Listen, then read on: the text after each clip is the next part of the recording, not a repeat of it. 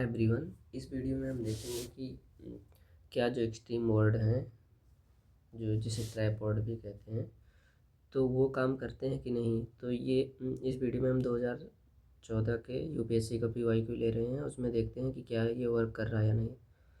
सो पहले क्वेश्चन में हम देखते हैं the significance of practical approach to sugar cane production known as sustainable sugar cane initiative. अब पहला स्टेटमेंट है seed cost is very low in this compared to the conventional method of cultivation। तो ये सही है। फिर उसके बाद में drip irrigation can be practice very effectively in this. तो सस्टेनेबल अगर शुगर केन इनिशिएटिव है तो ऑफ कोर्स इसमें वर्क करेगा ही ड्रिप इरिगेशन। अब ये देखिए एक्सट्रीम स्टेटमेंट ये है there is no application of chemical and inorganic fertiliser. तो अब यहाँ देयर इज़ नो ये है, तो एक्सट्रीम हम समझ के इसको काट देते हैं, ठीक है। तो यहाँ से यहाँ भी 3 है, यहाँ भी, तो ये सब रॉन्ग हो गया। अब चेक करते हैं इसके। उसके बाद में फोर्थ वाला भी देख लेंगे the scope of intercropping is more in this compare to the conventional method of cultivation. तो ये भी सही। अब हम देखते हैं कि क्या ये जो एक्सट्रीम स्टेटमेंट है ये सही है या नहीं है। इसके आंसर की चेक करते हैं। और तो ये फर्स्ट है, ये देखिए बी, ये देखिए 2014 का है ये, और फर्स्ट का आंसर बी है। और यहाँ पे 1, 2 और 4, तो इसका मतलब ये वर्क कर रहा है। अब चलते हैं दूसरे नंबर पे जो कि 37 क्वेश्चन है अग्नि 4 का के बारे में है। ये कह रहा है ये सरफेस टू सरफेस मिसाइल है। ओके, सपोज कीजिए हमें नहीं पता है, वैसे इसके बारे में मैं अभी बताता हूँ।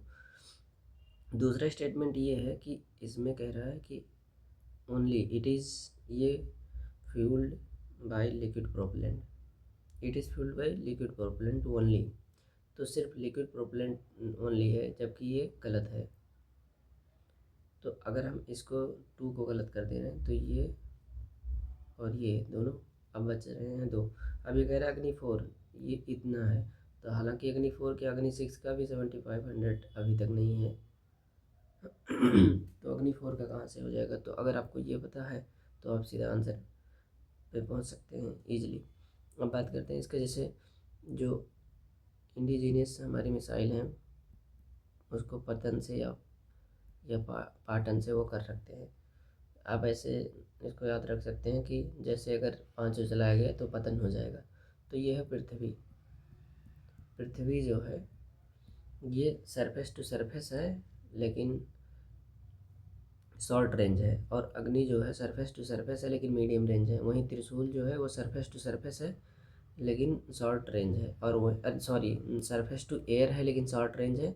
और वहाँ जो अग्नि है, त्रिशूल क्या हो गया सरफेस टू एयर लेकिन शॉर्ट रेंज, और अग्नि क्या हो गया सरफेस टू एयर लेकिन मीडियम रेंज। और नाग जो है ये एंटी टैंक गाइडेड मिसाइल है।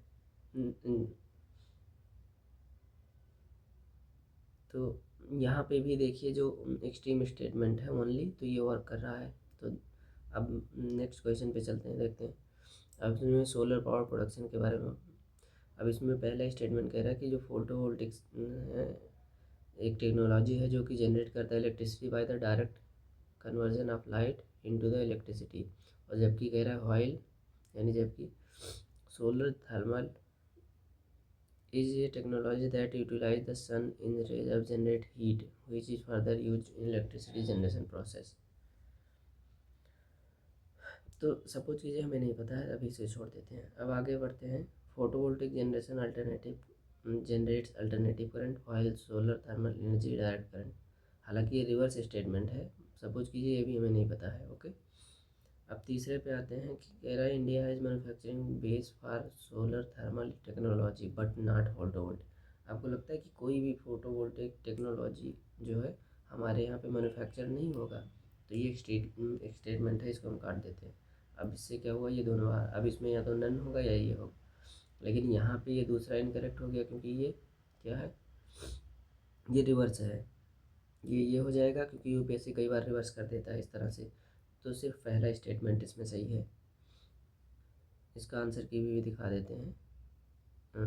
7 का, ये देखिए 7 का ए है, यानी ओनली 1, ये रहा ए।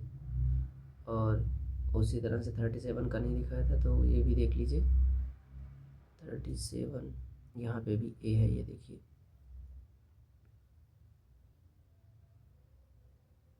ये देखिए, तो हम इसके आंसर की से यूपीएससी के जो ऑफिशियल आंसर की है उससे हम चेक कर रहे हैं। अब आते हैं नेक्स्ट क्वेश्चन पे। अभी कह रहे two difference with the reference of the two non conventional energy source called coal bed methane and shale gas consider following. अभी कह रहे coal bed methane is a pure methane gas extracted from the coal seams, while shale gas is a mix of propane and butane only that can be extracted from fine-grained sedimentary rocks। तो अब यहाँ पे हम देख रहे हैं कि propane and butane only statement use किया है, तो अभी हम चेक करते हैं कि ये सही है या नहीं। और नेक्स्ट स्टेटमेंट है in India abundant coal gas methane source exist but so far no shale gas has been found. तो ये भी एक्सट्रीम हो गया, तो हम एक्सट्रीम स्टेटमेंट के बेस पे हम इसको दोनों को कट कर देते हैं। अब देखते हैं कि क्या इसका आंसर की डी है, यानी नाइदर 1 नॉर 2। यहाँ करेक्ट ही पूछा है कि करेक्ट कौन सा है, तो 38 का चेक करते हैं। ये रहा 38 का डी, ये देखिए 38 का डी, ये देखिए दोनों ही इनकरेक्ट है। अब बात करते हैं नेक्स्ट क्वेश्चन की। अब इसमें nutritional security of India enhancing the seed replacement rate of the various crop helps in achieving the food production target of the future, but what is are the constant in its wider greater implementation।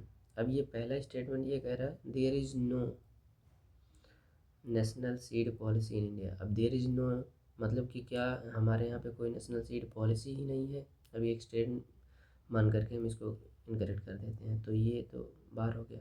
उसके बाद में अब देखते हैं there is no again participation of private sector seed company in the supply of the quality seeds and vegetables and planting material of the horticulture crop. तो ऐसा हो ही नहीं सकता कि मतलब कोई भी प्राइवेट कंपनी ना ही इसमें इन्वॉल्व हो, तो ये भी इनकरेक्ट मान लेते हैं। अब ये तीसरे पे there is demand supply gap regarding quality seeds in case of low value and high volume crop. तो ये तो जनरल सा है, तो इसको हम सही मान लेते हैं, पर ये दोनों एक्सट्रीम था तो हम इसको गलत मान रहे हैं। अब देखते हैं आंसर की में कि क्या सिर्फ तीसरा ये सही है या नन सही है। अब 94 का हम आंसर की चेक करते हैं। 94 ये रहा बी है, 94 का बी, ये देखिए ओनली 3 सही है। ठीक है, तो यानी एक्सट्रीम स्टेटमेंट जो है इन सब में काम किया है, मतलब वर्क कर रहा है कि जो एक्सट्रीम स्टेटमेंट है वो एलिमिनेट कर देना है। अब इसमें नेक्स्ट क्वेश्चन में देखते हैं the scientific view is that the increase in global temperature should not exceed 2 degrees Celsius above pre-industrial level. If the global temperature increase beyond 3 degrees Celsius above the pre-industrial level, what can be its possible impact on the world? अब कह रहा है कि terrestrial जो biosphere है tends toward the net carbon source, हो सकता है wide spread coral mortality will occur, yes ये भी हो सकता है। अब इसमें देखिए ये कह रहा है एक्सट्रीम में all the global wetland will permanently disappear. ये कैसे कह सकते हैं कि हाँ बस टेम्परेचर बढ़ने की वजह से जो ब्लड लैंड है वो परमानेंटली डिसअपियर हो जाएंगे, तो एक्सट्रीम स्टेटमेंट हम इसको रॉन्ग मान लेते हैं। उसके बाद में फिर cultivation of cereal will not be possible anywhere. अब देखिए एनी वेयर मतलब पूरे वर्ल्ड में कहीं पे भी क्या सीरियल हम कल्टीवेट नहीं कर पाएंगे या पॉसिबल नहीं होगा, तो ये भी एक्सट्रीम है स्टेटमेंट। तो हम 4 को, ये देखिए कट गया, और 3 दोनों रॉन्ग। अब फर्स्ट एंड सेकंड में देखिए ये भी जनरल स्टेटमेंट है, तो 1 एंड 2 सही है। अब हम इसका आंसर के देखते हैं कि क्या सच में जो एक्सट्रीम स्टेटमेंट था ये रॉन्ग है या नहीं। 53 का 53 ये है बी, ये देखिए